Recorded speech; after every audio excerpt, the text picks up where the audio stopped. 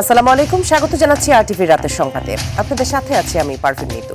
স্বনির্ভর, নিরাপদ, মানবিক ও গণতান্ত্রিক বাংলাদেশ প্রতিষ্ঠাই বিএনপি সরকারের লক্ষ্য বলে জানিয়েছেন প্রধানমন্ত্রী তারেক রহমান। সরকার গঠনের পর জাতির উদ্দেশ্যে প্রথম ভাষণে তিনি আরও বলেন, প্রত্যেক নাগরিকের জন্য এই দেশকে নিরাপদ ভূমিতে পরিণত করা হবে। আইন শৃঙ্খলা পরিস্থিতির উন্নয়ন এবং দুর্নীতি নিয়ন্ত্রণ সরকারের প্রধান অগ্রাধিকার বলেও জানান সরকার প্রধান। দীপ্তচন্দ্র পালের রিপোর্টে থাকছে বিস্তারিত। প্রধানমন্ত্রী পদের কর্তব্য বিশ্বস্ততার সহিত পালন করিব। বিশ্বস্তার সহিত পালন করিব। ত্রয়োদশ সংসদ নির্বাচনে সংখ্যাগরিষ্ঠতা নিয়ে সরকার গঠন করেছে বিএনপি। 17 ফেব্রুয়ারি বিকেলে দেশের 11তম প্রধানমন্ত্রী হিসেবে শপথ নেন বিএনপির চেয়ারম্যান তারেক রহমান। প্রিয় দেশবাসী, শপথের একদিন পরেই জাতির উদ্দেশ্যে ভাষণ দেন প্রধানমন্ত্রী তারেক রহমান। বলেন, আইনের শাসনই হবে রাষ্ট্র পরিচালনার শেষ কথা। দেশের প্রতিটি সাংবিধানিক এবং সরকারি বেসরকারি প্রতিষ্ঠান চলবে বিধিবদ্ধ নীতি নিয়মে। দলীয় কিংবা রাজনৈতিক প্রভাব, প্রতিপত্তি অথবা জোর জবরদস্তি নয়। আইনের শাসনই হবে রাষ্ট্র পরিচালনার শেষ কথা। দ্রব্যমূল্য নিয়ন্ত্রণে কঠোর অবস্থানের কথাও জানান সরকার প্রধান। বাজারে কোনো ধরনের সিন্ডিকেট বা কারসাজি বরদাস্ত করা হবে না উল্লেখ করে ব্যবসায়ীদের সতর্ক করেন তিনি। রামাদানের পবিত্রতা রক্ষার্থে এই মাসটিকে আপনারা ব্যবসা মুনাফা লাভের মাস হিসাবে পরিগণিত করবেন না। দ্রব্যমূল্য যাতে সাধারণ মানুষের নাগালের বাইরে না যায়, এ ব্যাপারে ব্যবসায়ীরা দয়া করে সতর্ক থাকবেন।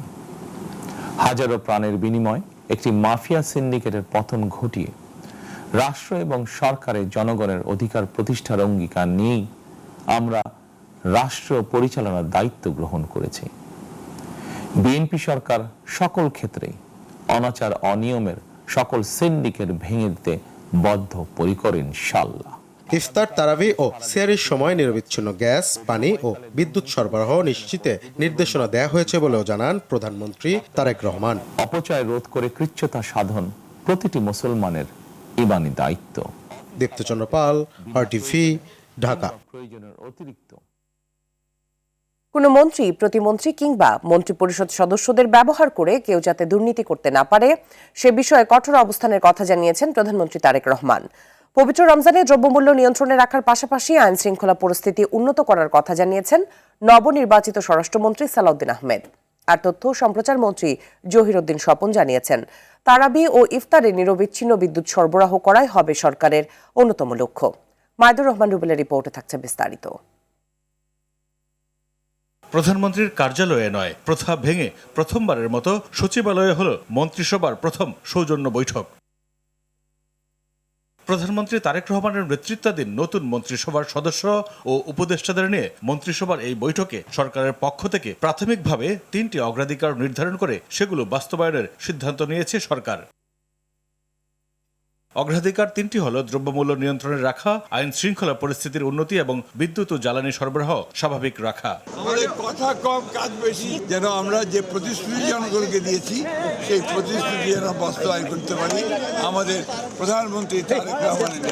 প্রাথমিকভাবে দ্রব্যমূল্য নিয়ন্ত্রণে রাখা, আইন শৃঙ্খলা পরিস্থিতি আরও উন্নত করা এবং সরবরাহ চেইন আর কি সাপ্লাই চেইন ঠিক রাখা, আর বিদ্যুৎ এবং জ্বালানি সেক্টরে যাতে কোনো সমস্যা না হয়, গ্যাস এবং বিদ্যুতে, সেটার প্রতি লক্ষ্য রাখে। These are the priorities. তথ্য ও সম্প্রচার মন্ত্রী জহিরউদ্দিন স্বপন বলেন, সরকারের সিদ্ধান্ত বাস্তবায়নে সংশ্লিষ্ট মন্ত্রীরা কর্মপরিকল্পনার প্রেক্ষিতে 2-1 দিনের মধ্যে প্রধানমন্ত্রীর নির্দেশ অনুযায়ী পরবর্তী পদক্ষেপ গ্রহণ করবে। অগ্রাধিকার হচ্ছে রমজান উপলক্ষে দ্রব্যমূল্যের মূল্যকে নিয়ন্ত্রণে রাখা, আইন শৃঙ্খলা পরিস্থিতিকে মানুষের সহযোগিতা রাখা, বিদ্যুতের সরবরাহটাকে স্বাভাবিক রাখা, বিশেষ করে রমজানের তারাবির নামাজে যাতে কোনো কষ্ট না হয়, এবং ইফতারের সময় আর পররাষ্ট্র প্রতিমন্ত্রী শামা ওবায়েদ জানিয়েছেন, জনগণের প্রত্যাশা পূরণে প্রত্যেক মন্ত্রণালয়কে নির্দেশ দিয়েছে সরকার। রমজান মাস সামনে সবকিছু মিলিয়ে প্রত্যেকটি মন্ত্রণালয় যেন পুঙ্খানুপুঙ্খভাবে জনগণের পাশে থেকে কাজ করতে পারে, সেটাই ওনার নির্দেশনা ছিল। বাংলাদেশ জাতীয়তাবাদী দল হিসেবে যে প্রতিশ্রুতি দিয়েছে সেগুলি যেন আমরা মনে রাখি এবং সেইভাবে যেন মন্ত্রণালয়গুলো কাজ করে। দেশের মানুষের সমস্যার সমাধানে 180 দিনের বিএনপির প্ল্যানে আরো কিছু সংযোজন করা হয়েছে বলে জানিয়েছেন প্রতিমন্ত্রীরা। শর্ট টার্মে 180 দিনের জন্য বিএনপির একটা প্ল্যান আছে, যেটা তার আগেই তৈরি করা ছিল, সেটা একটু রিফাইন করে জনগণের সামনে খুব দ্রুতই প্রেজেন্ট করা হবে, যাতে জনগণ বোঝে ইমিডিয়েটলি সরকার কি করতে যাচ্ছে। কোনো মন্ত্রী কিংবা প্রতিমন্ত্রী কিংবা মন্ত্রী পরিষদের সদস্যদের কেউ যাতে ব্যবহার করে কোনোভাবেই একটা দুর্নীতির কোনো জায়গাতে যেতে না পারে, সেইটা খুবই কঠোরতার সাথে তার অবস্থানটা তিনি জানিয়েছেন। প্রধানমন্ত্রী আমাদেরকে মনে করিয়ে দিয়েছেন যে জনগণ আমাদের কাছ থেকে যে সুশাসন এবং জবাবদিহিতা চায়, সেক্ষেত্রে আমরা স্ব মন্ত্রণালয়ের যারা দায়িত্বে আছি তারা যেন যে কোনো ধরনের প্রভাব এবং স্বজনপ্রীতি ঊর্ধ্বে থেকে কাজ করি এবং বিশেষ করে দুর্নীতির প্রশ্নে যেন আমাদের একটা শক্ত অবস্থান থাকে। প্রধানমন্ত্রী তারেক রহমানের সভাপতিত্বে নতুন মন্ত্রিসভার সদস্য ও উপদেষ্টাদের নিয়ে বৈঠকের পর সচিবদের সঙ্গে বৈঠক করেন নতুন প্রধানমন্ত্রী। মাইদুর রহমান রুবেল, RTV, ঢাকা। এদিকে ৭১ বীর শহীদদের শ্রদ্ধা জানানোর মধ্য দিয়ে নতুন বাংলাদেশ করার যাত্রা শুরু করলেন প্রধানমন্ত্রী তারেক রহমান। সকালে জাতীয় স্মৃতিসৌধে মন্ত্রিসভার সদস্যদের নিয়ে শ্রদ্ধা নিবেদন করেন তিনি। পরে ৭১ ও ২৪কে সমুন্নত রেখে বিএনপি সরকার দেশ করতে চায় বলে জানান সরকারের নবনিযুক্ত মন্ত্রীরা। খান আলামিনের রিপোর্টে থাকছে বিস্তারিত। প্রথম রাষ্ট্রীয় কর্মসূচি হিসেবে ৭১-এর বীর শহীদদের প্রতি শ্রদ্ধা নিবেদন করতে সাভারের জাতীয় স্মৃতিসৌধে যান প্রধানমন্ত্রী তারেক রহমান। প্রথমে সরকার প্রধান হিসেবে ৭১-এর বীর শহীদদের প্রতি শ্রদ্ধা জানান তারেক রহমান। ফুলেল শ্রদ্ধা শেষে কিছুক্ষণ নীরবে দাঁড়িয়ে থাকেন তিনি। এ সময় ৩ বাহিনীর পক্ষ থেকে জানানো হয় সশস্ত্র সালাম। বেজে ওঠে ভিওবলের করুণ সুর। পরে নবনিযুক্ত মন্ত্রিসভার সদস্যদের নিয়ে শ্রদ্ধা নিবেদন করেন তারেক রহমান। শ্রদ্ধা নিবেদন শেষে ৩ বাহিনীর সদস্যদের সাথে কুশল বিনিময় করে জাতীয় স্মৃতিসৌধের পরিদর্শন বইতে স্বাক্ষর করেন প্রধানমন্ত্রী, যেখানে ৭১ ও ২৪-এর বীর শহীদদের স্মৃতির প্রতি শ্রদ্ধা জানান সরকার প্রধান। স্মৃতিসৌধ চত্বরে পারিজাত গাছের চারাও রোপণ করেন তারেক রহমান। শ্রদ্ধা নিবেদন শেষে সাংবাদিকদের সাথে কথা বলেন সরকারের নবনিযুক্ত মন্ত্রী ও প্রতিমন্ত্রীরা। জানান ৭১ ও ২৪-এর চেতনাকে সমুন্নত রেখে দেশ গড়তে চায় বিএনপি। যুদ্ধের ভিত্তিতে তো এই দেশ গড়েছে, তাই না? এ দেশের জন্ম হয়েছে এবং যারা ত্যাগ স্বীকার করেছে তাদের প্রতি সম্মান জানানোর প্রথম দায়িত্ব আমাদের। যে কোনো দায়িত্ব নেওয়ার পর আমরা মনে করি এটা আমাদের প্রথম দায়িত্ব, যে মানুষগুলো এই দেশের জন্য জীবন দিয়ে গেছে, যাদের জীবনের বিনিময়ে দেশে জন্ম হয়েছে, তাদের প্রতি প্রথম শ্রদ্ধাবোধ থাকতে হবে। তো আজকে প্রথম মন্ত্রিসভা থেকে আমরা দায়িত্ব নিয়ে কাজ শুরু করব স্বপ্নের বাংলাদেশ তৈরির। যেই স্বপ্ন আমাদের মাননীয় প্রধানমন্ত্রী দেশবাসীকে দেখিয়েছেন, যেই স্বপ্নের উপরে আস্থা রেখে আমাদেরকে দেশবাসী বিপুল ভোটে জয়যুক্ত করেছেন। প্রধানমন্ত্রী ও মন্ত্রিপরিষদের সদস্যরা চলে যাওয়ার পর সর্বসাধারণের জন্য খুলে দেওয়া হয় জাতীয় স্মৃতিসৌধ। বাবার হাতে বহুদলীয় গণতন্ত্র, পরে মায়ের হাতে সংসদীয় গণতন্ত্রের যাত্রা শুরু। আর এখন ছেলে তারেক রহমানের হাত ধরে নতুন বাংলাদেশ গড়ার স্বপ্নযাত্রা শুরু হয়েছে।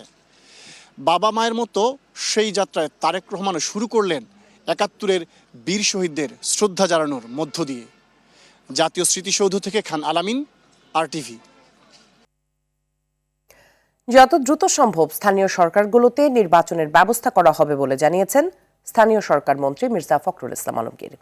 রমজান মাসে বাজারে দ্রব্যমূল্য নিয়ে কোনো সাউন্ড বাইট নয়, কাজের মাধ্যমে ফল দেখানোর আশ্বাস দিয়েছেন বাণিজ্যমন্ত্রী খন্দকার আব্দুল মুক্তাদির। এদিকে বিচারকরা দুর্নীতি করলে শুধু প্রশাসনিক ব্যবস্থায় নয়, দুর্নীতির মামলাও দেওয়ার হুঁশিয়ারি দিয়েছেন আইনমন্ত্রী। সচিবালয়ে সরকার গঠনের পর প্রথম কর্মদিবসে এসে কথা বলেন তারা। আরও জানাচ্ছেন বিলাল হোসেন। বুধবার সকাল থেকেই সচিবালয় এলাকায় ছিল সাজ রব। কড়া নিরাপত্তার মধ্য দিয়ে দুপুর 12:30টায় সচিবালয়ে পৌঁছান দেশের 11তম প্রধানমন্ত্রী তারেক রহমান। প্রধানমন্ত্রীর জন্য নির্ধারিত দপ্তরেই এটি তার প্রথম office.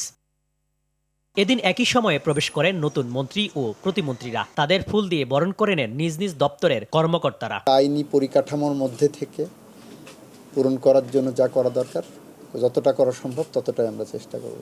All has been disorder, সব কিছু ভেঙে চুরমার করে দিয়ে হয়েছে। সচিবালয়ে প্রবেশ করে স্থানীয় সরকার মন্ত্রী মির্জা ফখরুল ইসলাম আলমগীর বলেন, যত দ্রুত সম্ভব স্থানীয় সরকার নির্বাচনের আয়োজন করা হবে। যত দ্রুত সম্ভব আমরা এগুলো নির্বাচনের ব্যবস্থা করব।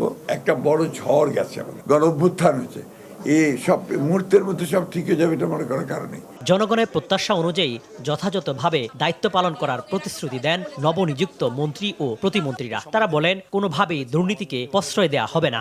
সবার ঊর্ধ্বে উঠে দলমত নির্বিশেষে সকলের সহযোগিতায় সুন্দরভাবে যেন সব দায়িত্বটুকু পরিচালনা করতে পারি। দায়িত্ব আমরা সততা এবং নিষ্ঠার সহিত আমরা পালন করব ইনশাল্লাহ। সর্বদিক থেকেই আমাদের চেষ্টা থাকবে যেন মানুষের প্রত্যাশা পূরণ করতে পারি। আমরাই পারবো দেশে একটি ভবিষ্যতে অত্যন্ত পজিটিভ একটি পরিবর্তন নিয়ে আসতে। ভয়মুক্ত সাংবাদিকতার পরিবেশ নিশ্চিত করার কথা জানান তথ্যমন্ত্রী। আর শিক্ষা খাতকে গতিশীল করতে হাই জাম্প দেওয়ার কথা বলেন শিক্ষামন্ত্রী। আমাদের এডুকেশন সেক্টরে আমাদের শুধু হাই জাম্প না, পোল ভল জাম্প দিতে হবে।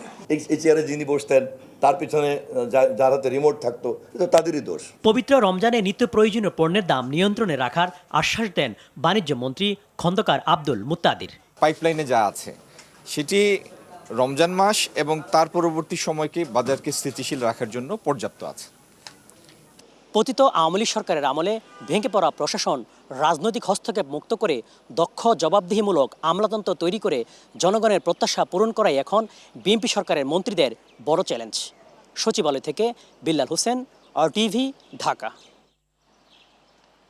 দেশে মব কালচার আর আসবে না বলে মন্তব্য করেছেন নতুন স্বরাষ্ট্রমন্ত্রী সালাউদ্দিন আহমেদ। দেশে পৃষ্ঠপোষকতার অর্থনীতি আর চলবে না মন্তব্য করে অর্থ ও পরিকল্পনা মন্ত্রী আমির খসরু মাহমুদ চৌধুরী প্রাতিষ্ঠানিক সক্ষমতা বাড়ানোর উপর গুরুত্ব আরোপ করেন। রমজান এবং শুষ্ক মৌসুমে বিদ্যুৎ ও জ্বালানি সরবরাহ বড় চ্যালেঞ্জ বলে মনে করেন মন্ত্রী ইকবাল মাহমুদ টুকু। তৌহিদুর রহমানের রিপোর্ট। নবনিযুক্ত মন্ত্রিসভার সদস্যরা কিছুটা অস্বস্তি থাকলেও নিয়ম অনুযায়ী প্রথম কর্মদিবসে গার্ড অব অনার নিয়েছেন স্বরাষ্ট্রমন্ত্রী সালাউদ্দিন আহমেদ। এই সময় আইন শৃঙ্খলা বাহিনীকে শক্তিশালী করার কথা বলেন তিনি। পুলিশকে জনগণের বন্ধু বানাতে হবে, যে ভাবমূর্তিটা আগে বিনষ্ট হয়েছে সেটাকে রিগেইন করতে হবে এবং টোটালি করাপশন ফ্রি মিনিস্ট্রি বানাতে চাই। মব কালচারকে কোনোভাবেই আর উৎসাহিত করা মিছিল করতে পারবে, সমাবেশ করতে পারবে, আইনানুগ সমস্ত ডেমোক্রেটিক চর্চা অব্যাহত থাকবে, কিন্তু দাবি আদায়ের জন্য মহাসড়ক আটকা, সড়ক আটকা, মব কালচার এটা সহ্য করা হবে না। প্রথম কর্মদিবসে নিজ কার্যালয়ে শুভেচ্ছা বিনিময় করেন অর্থ ও পরিকল্পনা মন্ত্রী আমির খসরু মাহমুদ চৌধুরী এবং বিদ্যুৎ, জ্বালানি ও খনিজ সম্পদ মন্ত্রী ইকবাল মাহমুদ টুকু। কথা বলেন নানা চ্যালেঞ্জ মোকাবেলা নিয়ে। না, প্রাথমিকভাবে যেটা সমস্যা আমাদের অ্যাকচুয়ালি রাষ্ট্রীয় প্রতিষ্ঠানগুলো একেবারে খুব খারাপ অবস্থা আছে। আমাদেরকে প্রথমে অ্যাড্রেস করতে হবে যে ইনস্টিটিউশনগুলোকে রিকভার করতে হবে, ইনস্টিটিউশনগুলোর মধ্যে প্রফেশনালিজম আনতে হবে। পৃষ্ঠপোষকতার অর্থনীতি আমরা চলতে দিতে পারি। বাংলাদেশের অর্থনীতি সকল মানুষের জন্য হতে হবে, লেভেল প্লেইং ফিল্ড থাকতে হবে এবং বাংলাদেশের প্রতিটি মানুষের যাতে সুযোগ থাকে অর্থনীতিতে অংশগ্রহণ করার জন্য। কোন বিষয়টাকে প্রাধিকার দিবেন একটা দুটো আমাদের সাথে শেয়ার করেন। বিদ্যুৎ জ্বালানি খাতে চ্যালেঞ্জ আছে কি জায়গায়? এখন আমার কাছে রোজা আর ইরিগেশন, এটাকে ঠিকমতো ম্যানেজ করার পরে ভবিষ্যৎ পরিকল্পনা পরে করব। অর্থনীতি সবার জন্য হবে বলেও জানিয়ে দেন অর্থ ও পরিকল্পনা মন্ত্রী। বাংলাদেশের অর্থনীতির সুফল যাতে বাংলাদেশের সকল মানুষের কাছে যায়। তৌহিদুর রহমান, RTV, ঢাকা। জুলাই সনদ বাস্তবায়ন না হলে ছাড় দেওয়া হবে না বলে হুঁশিয়ারি দিয়েছেন জামাতের আমির ও বিরোধী দলীয় নেতা ডক্টর শফিকুর রহমান। সকালে নিজের সংসদীয় এলাকায় পরিচ্ছন্নতা অভিযানে নেমে তিনি কথা বলেন। সংবিধান সংস্কার পরিষদে সরকার দলীয় জোটের সংসদ সদস্যদের শপথ না নেয়ার সমালোচনা করে শফিকুর রহমান বলেন, জুলাইকে অবশ্যই স্বীকৃতি দিতে হবে। জুলাই সংস্কারে সরকারি দল উদ্যোগ না নিলে বিরোধী দল হিসেবে ছেড়ে দেওয়া হবে না বলেও জানান ডাক্তার শফিক। আমরা সুন্দর করে দেই, আপনারা ভালো কাজ করতে।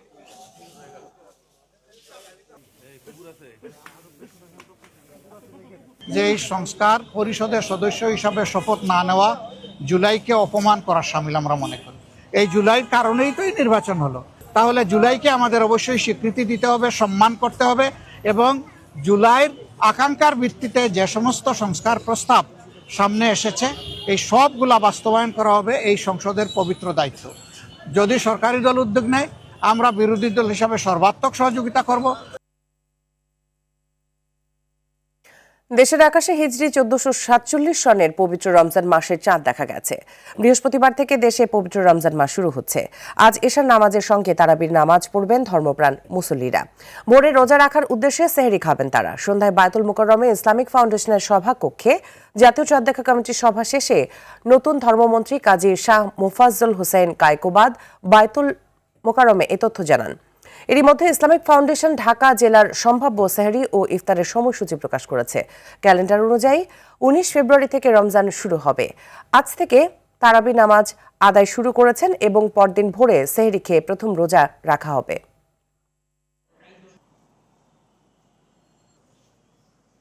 বাংলাদেশের আকাশে পবিত্র রমজান মাসের চাঁদ দেখা দিয়েছে। এমত অবস্থায় আগামী 6 ফাল্গুন 1432 বঙ্গাব্দ 19 ফেব্রুয়ারি 2026 খ্রিস্টাব্দ বৃহস্পতিবার থেকে 1947 হিজরি সালের 1447 হিজরি সালের পবিত্র রমজান মাস গণনা শুরু হবে। আলহামদুলিল্লাহ। পবিত্র রমজান মাসে দেশের সকল প্রাথমিক, নিম্ন মাধ্যমিক ও মাধ্যমিক বিদ্যালয় বন্ধ রাখার চূড়ান্ত সিদ্ধান্ত নিয়েছে সরকার। নতুন সিদ্ধান্ত অনুযায়ী আগামীকাল বৃহস্পতিবার থেকে দেশের সব শিক্ষা প্রতিষ্ঠানে এই দীর্ঘ ছুটি শুরু হচ্ছে। বুধবার সন্ধ্যায় শিক্ষা মন্ত্রণালয় এবং প্রাথমিক ও গণশিক্ষা মন্ত্রণালয় পৃথক প্রজ্ঞাপনের মাধ্যমে 2026 শিক্ষাবর্ষের সংশোধিত ছুটির তালিকা ও শিক্ষাপঞ্জি প্রকাশ করে এই তথ্য নিশ্চিত করেছে।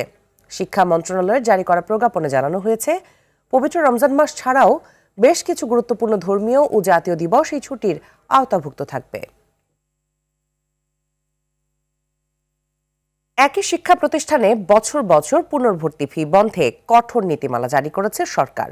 এর ফলে একই শিক্ষা প্রতিষ্ঠানে পরীক্ষায় উত্তীর্ণ হয়ে ক্লাস ডিঙালে পরের শ্রেণীতে আর নতুন করে ভর্তি হতে হবে না, দিতে হবে না পুনর্ভর্তি ফি। সম্প্রতি একটি সংস্কার রিটের পর আলোচনায় উঠে আসে বিষয়টি।